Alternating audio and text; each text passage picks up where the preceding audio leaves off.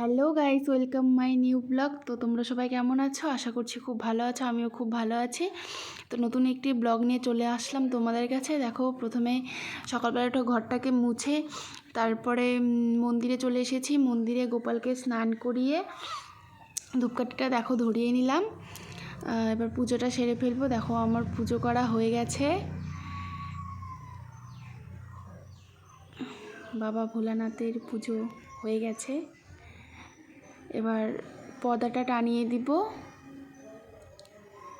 পর্দাটা টানিয়ে মন্দিরের গেটটা বন্ধ করে তুলসী গাছে জল দিব। এবার দেখো, তুলসী তলায় ফুল দিয়ে সাজিয়ে নিব। তো আমার সাজানো হয়ে গেছে। এবার ধূপ দেখিয়ে তুলসী তলায় জল দিয়ে দিব।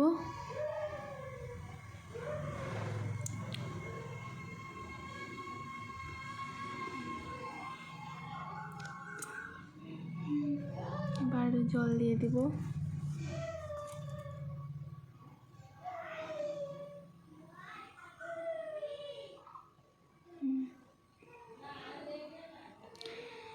এবার আমার তুলসী গাছে জল দেওয়া হয়ে গেছে। এবার বাড়ির ভেতরে চলে যাব। দেখো, প্রত্যেক দিনের মতোই আমার ব্লগে তোমরা এই একই জিনিস দেখতে পাবে।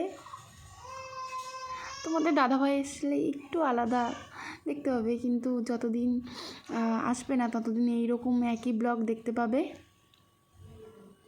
দেখো, এখানে সকালে রান্না হচ্ছে ভাত আর সব সবজি দিয়ে একটা তরকারি হচ্ছে।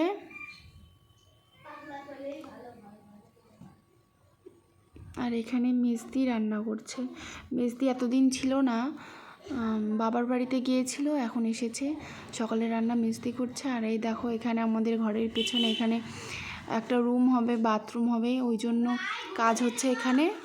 আমার শাশুড়ি মা সকালের জামা কাপড় নিয়ে এখন ছাদে যাবে। জামা কাপড়গুলো শুকোতে দিতে হবে। দেখো, আমিও যাচ্ছিলাম পিছনে পিছনে। এই দেখো, আচার আজকে একটু মেঘলা মেঘলা, তো ওই জন্য আচারগুলো রোদ দেওয়া হবে না।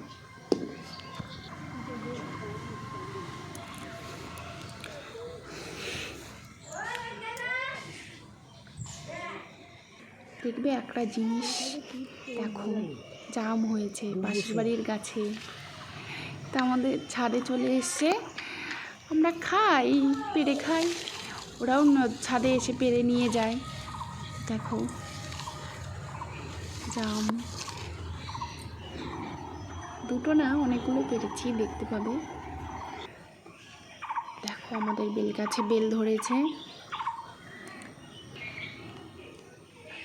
আমাদের মন্দির, বাবার মন্দির। খুব, এবার আমি নিচে চলে যাচ্ছি। দেখো কতগুলো জাম। সকালের খাওয়া দাওয়া করে এবার দুপুরে রান্না করতে চলে এসেছি। এখানে গরম জল বসিয়ে দিয়েছি ডালের জন্য।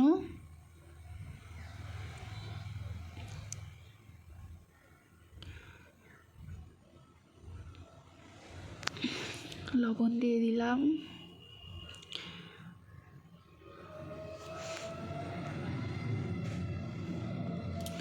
মটর ডাল হচ্ছে, আজকে শনিবার তো ওই জন্য আমাদের বাড়িতে নিরামিষ। তো ভাবছো এত লাল ডাল, কিন্তু এটা হচ্ছে ডাটাটা লাল, তো ওই জন্য ডালটা লাল লাল লাগছে, কিন্তু কালার ঠিকই আছে।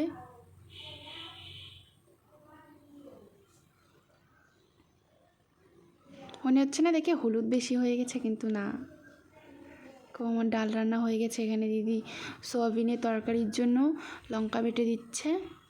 দেখো, এখানে ভেন্ডি ভেজে নিলাম। ভেন্ডি ভাজা হয়ে গেছে।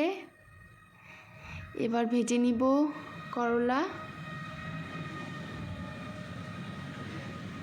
সো আমার করলা ভাজাও হয়ে গেছে, দেখতে পাবে।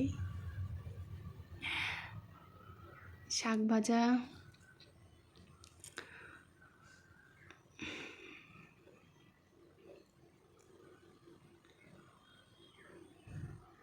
শাক ভাজা হয়ে গেছে। এবার সয়াবিনের তরকারির জন্য আলু ভেজে নিব।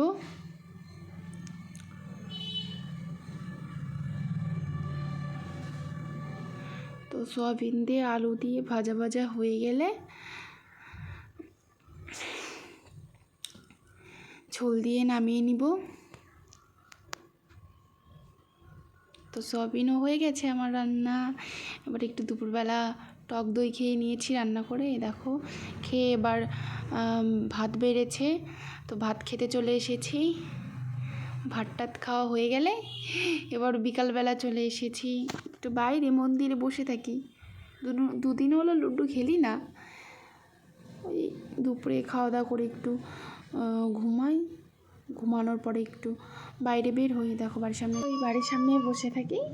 তো আজকের মতো ব্লগ এইটুকুই। ভালো লাগলে like, comment, share and subscribe. Tata.